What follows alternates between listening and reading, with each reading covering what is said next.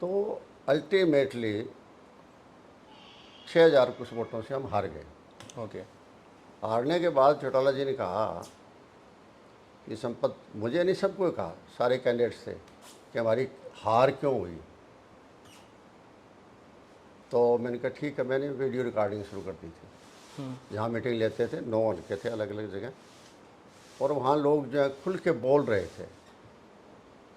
तो किसी ने कहा कि संपत सिंह बुला रहा है, और उनको दिमाग के अंदर ये गलतफहमी पैदा की गई कि मैं कुछ कर रहा हूँ वर्कर्स को, और वो चौटाला जी के खिलाफ बोल रहे थे, ये हो गया जी, वो हो गया, फलाना हो गया, ये मतलब जैसी बातें थी उनके उस वक्त की बात है।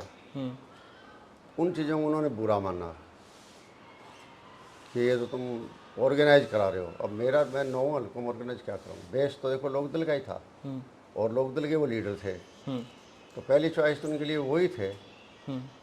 लेकिन जो कह दिया गया अभी सच बोलना है, तो लोग सच बोलने लग गए। उसके बाद में हमारे यहाँ स्टेट कमेटी की मीटिंग हुई, हिसार में हुई थी। तो मैंने वो पॉइंट्स बनते थे 65 पॉइंट जो रीजन्स थे हार के, वो उनको दे दिए, और मैं जब बोला तो उसमें कुछ चीज़ें जिक्र कर दिया। तो उस टाइम वो फिर उस बात से लेकर वो गुस्सा खा गए। अच्छा। चलो जो उन्होंने बोलना था बोल दिया। उसके बाद घर परिवार ने कुछ कोशिश की बीच में कि रिलेशन ठीक हो जाएं, लेकिन उस पर वो नहीं बनी बात। अनफॉर्चुनेटली नहीं बनी बात। तो लोगों में जो मेरे साथ लगे हुए थे, चुनाव में माहौल ही ऐसा होता है, चुनाव के टाइम आदमी थोड़ा दिमाग से जो है ना, और ज़्यादा जिसके दिमाग पर दिल पर ठेस लगी हो, तो कई बार वो ओवर रिएक्ट भी कर जाते हैं। लेकिन उस टाइम लगे रहे लोग कि नहीं जी, फिर तो यहाँ कोई फ़ायदा ही नहीं, जो खुद हरा रहे हैं, ये कर रहे हैं, वो कर रहे हैं, पर लोग ही ताकत थे। तो इसलिए जो है बाद में मुझे जो है जब ये देख लिया मैंने, वरना मैं तो 1977 से लगा हुआ था उनके साथ, और बहुत मुझे प्यार मिला, बहुत मुझे मौके मिले जनता की सेवा करने के लिए। मैं यूँ नहीं कह सकता, चौरी देवलाल जी ने कोई कमी नहीं छोड़ी थी, बहुत कुछ दिया, और मेरे बात की बड़ी इज्जत करते थे। मैं तो छोटा सा था, उनके सामने कुछ नहीं था।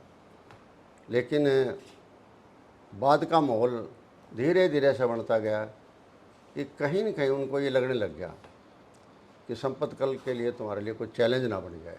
अच्छा, ऐसा था। जबकि मैंने कभी सोचा ही नहीं था ज़िंदगी में, जो पहला पद है स्टेट के अंदर, उसके बारे में मैंने कभी नहीं सोचा, चीफ मिनिस्टर के बारे में। लेकिन कई बार नेताओं को वही बात है कि लोग भर देते हैं कि भाई इसकी कल को ये वो हो जाएगा, कल को ये हो जाएगा, ये पार्टी को काबू कर लेंगे। कौन कर सकता है? मैं कैसे कर जाता पार्टी को काबू? पार्टी तो देखो जो ख़ानदानी के हिसाब से चलती है, वो तो ख़ानदानी के हिसाब से ही चलेगी, हाँ, ब्लड इसमें कोई लाइन दो में राय हुआ। नहीं है। और ये मुझे पहले दिन से पता था, इसलिए मैंने कभी भी इस तरह की इच्छा जाहिर कभी नहीं की। जो काम दे दिया उस काम को काम से काम मतलब होता रखता था। लेकिन खैर उसके बाद वो बात नहीं बनी तो अल्टीमेटली मुझे मजबूर होकर जिस पार्टी में मैं 32 साल तक रहा था, और बिल्कुल जी जान से बाजी लगा के रहा था, और जितनी पार्टी चाहती थी उससे फालतू मेहनत करता था, और बदले मुझे मिलता भी था। ऐसी कोई बात नहीं है कि मैं वहाँ मुझे कोई दिक्कत रही तो। लेकिन जिस तरह आदमी अपना घर छोड़ के जाता है, परिवार छोड़ के जाता है, तो बहुत तकलीफ़ होती है, दर्द होता है, तभी आदमी जाता है। चलो मुझे वहाँ से निकलना पड़ा, और मैंने कांग्रेस पार्टी बाद में ज्वाइन कर ली। बाकी सर, अच्छा 2009 में मेरी इच्छा फतेहाबाद से लड़ने की थी, क्योंकि मेरा एरिया वही रहा है। 4 बार मैं भट्टू से एमएलए बना था, एक बार फतेहाबाद से खुद शहरी सीट से भी बाई इलेक्शन जीता था, जो बंसीलाल जी जब चीफ मिनिस्टर होते थे।